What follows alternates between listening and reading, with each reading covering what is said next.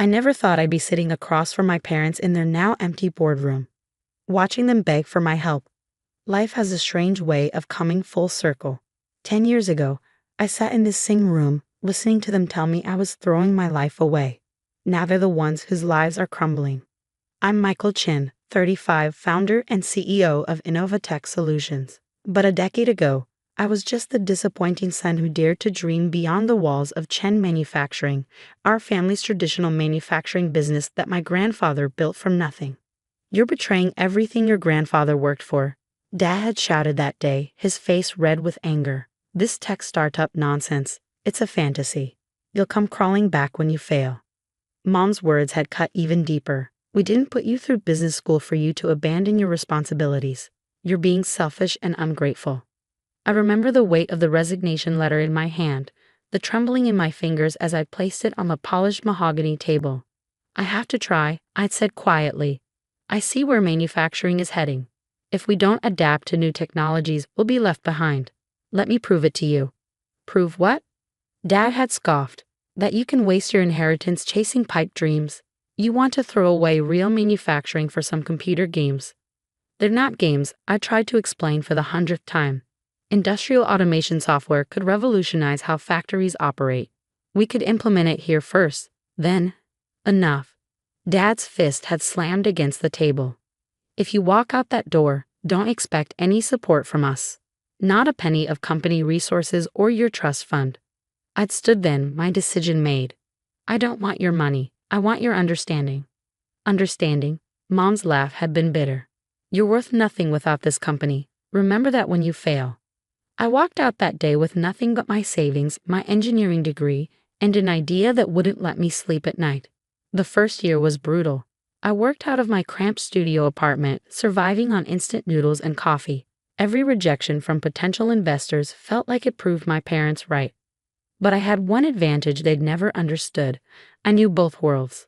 I'd grown up on factory floors, understanding the real challenges manufacturers faced. Combined with my software expertise, I could create solutions that actually worked in practice, not just in theory. The breakthrough came when a small local manufacturer took a chance on my prototype. The results were immediate: 30% increase in efficiency, 45% reduction in errors, and significant cost savings. Word spread quickly in the industry. Within 3 years, Innovatech had grown from a one-man operation to a team of 50. By year 5, we had offices in 3 countries and a client list that included some of the biggest names in manufacturing. The industry awards and magazine covers followed, but I never forgot those early days of struggle. I tried to reach out to my parents several times during those years, sent them company updates, press clippings, even holiday cards. The responses were always the same: short, cold acknowledgments if they responded at all. I learned to live with the distance, building a new family among my team and friends. Then came the anonymous email last month. Someone inside Chen Manufacturing warning me that the company was in serious trouble. Massive debt, failing equipment, lost contracts. At first, I thought it might be a competitor trying to manipulate me, but my discreet inquiries confirmed everything. The company that had been my family's pride for 3 generations was on the verge of collapse. I didn't expect them to reach out, certainly not like this, with a desperate phone call on a Sunday morning. "Michael," Mom's voice had trembled. "We need to talk. Please." So here I am, back in the boardroom where I started my journey. The room looks smaller now, worn. The once pristine walls show water damage. The leather chairs are cracked. Everything feels tired, dated. A perfect reflection of the company's state. Mom and Dad sit across from me, their faces lined with worry. Dad's hair has gone completely gray, and Mom's designer outfit can't hide how much weight she's lost. The familiar urge to please them, to earn their approval, tugs at my heart. But I'm not that insecure young man anymore. "We should have listened," Dad says, staring at his clasped hands. "We were wrong about everything." "The company's dying," Mom adds, her voice breaking. "We need your help, Michael. Not just your money, your expertise. You were right about technology being the future." I opened my laptop, pulling up the documents I'd gathered over the past month. "Before we discuss any potential investment, I need to understand exactly what happened. Walk me through the last 10 years. They exchanged nervous glances. Perhaps we could focus on solutions rather than the past, Dad suggests carefully. No, I say firmly, understanding the past is crucial for any solution. Let's start with the Peterson contract. You lost it 3 years ago, correct? Mom pales slightly. How did you know about that? I make it my business to know things, Mom. Just like I know about the rejected modernization proposals from your senior engineers. The ones you dismissed without review. We had our reasons, Dad starts defensively. I'm sure you did. I interrupt, pulling out more documents. Just like you had reasons for covering up the safety violations. For faking maintenance records. For borrowing money from pension funds. Their faces turn ashen as I lay out paper after paper, building a trail of deliberate mismanagement and corruption. Michael, Mom whispers, you don't understand. Actually, I understand perfectly, I say, my voice steady despite the anger burning in my chest. You didn't just ignore the future, you actively sabotaged it. Every attempt at modernization, every young manager who tried to implement changes, you shut them all down. Because admitting they were right meant admitting you were wrong about me. Dad slumps in his chair, suddenly looking every one of his 70 years. We were trying to protect your grandfather's legacy. No, I shake my head. You were protecting your pride. And now 300 families might lose their jobs because of it. The silence that follows is heavy with 2 generations of mistakes. I close my laptop, gathering my documents. I'll need time to review everything properly. Have your financial team send over the complete records. The real ones, not the versions you show the board. You'll help us then? Mom asks, hopefully. I stand, straightening my jacket. I haven't decided yet. But unlike you, I'll make my decision based on facts, not pride. I'll be in touch. As I walk out of the boardroom, my phone buzzes with a text from Claire, my head of research. Found something interesting in the old contracts. You need to see this. I text back quickly, on my way. Get the team together. The truth about Chen Manufacturing's downfall is still unfolding. But one thing's already clear. My parents' betrayal runs deeper than anyone suspects. And soon they'll learn exactly how much their actions cost them. The Innovatech conference room fell silent as Claire finished her presentation. 20 pairs of eyes turned to me, waiting for my reaction. On the screen behind her, the evidence of my parents' betrayal was laid out in devastating detail. You're absolutely certain about this? I asked, though I already knew the answer. Claire's reputation for thorough research was one reason I'd hired her as my head of investigations. Completely, she nodded, clicking to the next slide. We've triple-checked everything. The pattern goes back almost 8 years. Every time Chen Manufacturing faced a major decision about modernization, they deliberately chose the worst option. But here's the interesting part. They didn't just reject new technology. They actively invested in obsolete systems. Show me the money trail again, I requested, leaning forward. The next slide revealed a complex web of transactions. At its center was a company called Traditional Manufacturing Solutions, or TNS. My father's college roommate, Richard Parker, was listed as its CEO. TNS supplied Chen Manufacturing with outdated equipment at inflated prices, Claire explained. The equipment was often refurbished or sometimes completely defunct. Your parents paid premium prices for essentially worthless machinery. Mark, my CFO, spoke up from the end of the table. The numbers don't make sense unless they were getting kickbacks, I finished, the taste of bile rising in my throat. They were deliberately running the company into the ground while padding their own accounts. The realization hit me like a physical blow. All those years, their resistance to change hadn't just been about pride or tradition. They'd been profiting from the company's decline, probably planning to sell off the assets before everything collapsed. There's more, Claire said quietly, pulling up another document. We found this in the employee records. Every time a worker raised concerns about the equipment or suggested modernization, they were either fired or transferred to dead-end positions. The human cost. I raised my hand, needing a moment to process. 300 families depended on Chen Manufacturing.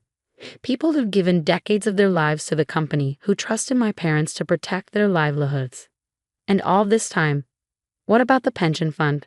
I asked, dreading the answer. Mark grimaced, almost completely drained. They've been using it to cover operating costs and their inflated equipment purchases. Most of the workers have no idea their retirement savings are gone. The room fell silent again. Everyone knew what this meant. If this information became public, my parents wouldn't just lose the company, they'd face criminal charges. The family name would be ruined. Part of me wanted to protect them, despite everything. They were still my parents. But I thought about Mr. Zhang, our old foreman, who'd given me my first tour of the factory floor when I was 10. About Mrs. Liu in accounting, who'd snuck me candies when I did my homework in her office after school. About all the families who trusted us with their futures. Get me everything, I said finally. Every document, every transaction, every piece of evidence. And call Andrew. Andrew Chen, my grandfather's oldest friend and the company's former legal counsel, arrived at my office 2 hours later. His eyes were grave as he reviewed the evidence. Your grandfather would be heartbroken, he said finally, setting down the last document. Not about the company failing. Businesses can always be rebuilt. But this level of betrayal. I need your advice, I said. Not just legally, but ethically. These people trusted us. Andrew was quiet for a long moment. Your grandfather had a saying. A Chen always pays their debts. He didn't just mean money. He meant responsibility, honor, doing right by people who depend on you. I nodded, remembering how many times I'd heard those words growing up. What would you do? The question, Andrew said gently, is what will you do? You're not just Michael Chen anymore. You're the CEO of a successful company, but more importantly, you're the grandson of a man who built his legacy on trust and integrity. The next morning, I called an emergency meeting with my parents and the Chen Manufacturing Board of Directors. The boardroom was packed. Every member had come, sensing the gravity of the situation. Before we begin, I said, standing at the head of the table where my father used to sit, I want to make something clear. What happens in this room will affect hundreds of families. Whatever personal feelings we have must come second to our responsibility to them. I nodded to Claire, who began distributing folders to everyone present. Inside these folders, you'll find detailed evidence of systematic fraud, embezzlement, and criminal mismanagement spanning the last 8 years. The room erupted in shocked murmurs as people opened their folders. My mother's face went white. My father started to stand, but I held up my hand. Don't, I said quietly. Just listen.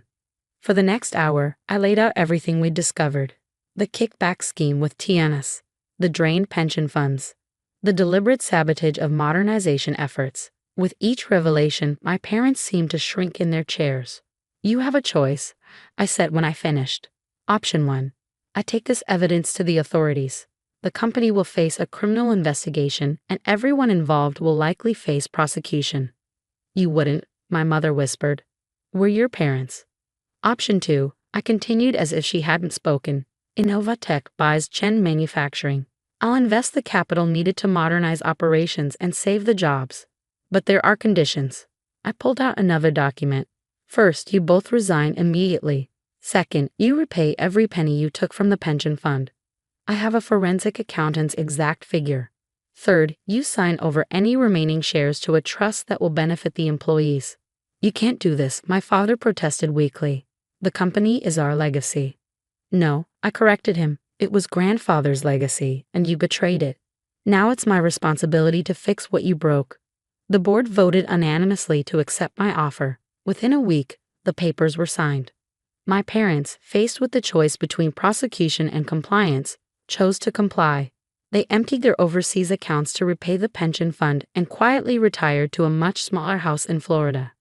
The transformation of Chen Manufacturing took 18 months of intense work. We replaced the outdated equipment, retrained workers, and implemented the very systems I'd dreamed of a decade ago. Productivity soared. The company didn't just survive, it thrived. 6 months after the takeover, I received a letter from Mr. Zhang, the old foreman who'd first shown me around the factory. Your grandfather would be proud, he wrote. Not because you saved the company, but because you remembered what he always said. A Chen always pays their debts. I keep that letter framed in my office now, next to my grandfather's old work ID. Sometimes, late at night when I'm reviewing reports or planning new innovations, I look at his photo and hope he would approve of the choices I made. My parents still send occasional emails, short, formal messages about their health or the weather in Florida. I respond with equal brevity. Some bridges, once burned, can never be fully rebuilt, but I've made peace with that. Last week, I gave my first tour to my 5-year-old daughter, Emma, showing her the same factory floor where I first fell in love with manufacturing. She asked endless questions about how everything worked, her eyes bright with curiosity. "Can I help make things better someday?" she asked, watching the robots I designed move with precise grace through their tasks. "Of course you can, sweetheart," I told her, thinking of all the lessons learned, all the hard choices that brought us here. "Just remember what your great-grandfather always said. A Chen always pays their debts." She nodded solemnly, too young to understand the weight of those words. But someday she will, and hopefully she'll build on this legacy with more wisdom than the generation before her. As for me, I've learned that sometimes the greatest act of love is holding people accountable for their actions. It's not about revenge or even justice, it's about responsibility, about protecting the trust that others place in you. My parents called me worthless once, but worth isn't measured in dollars or company shares. It's measured in the promises you keep, the trust you maintain, and the legacy you leave for the next generation. That's a lesson worth more than any inheritance.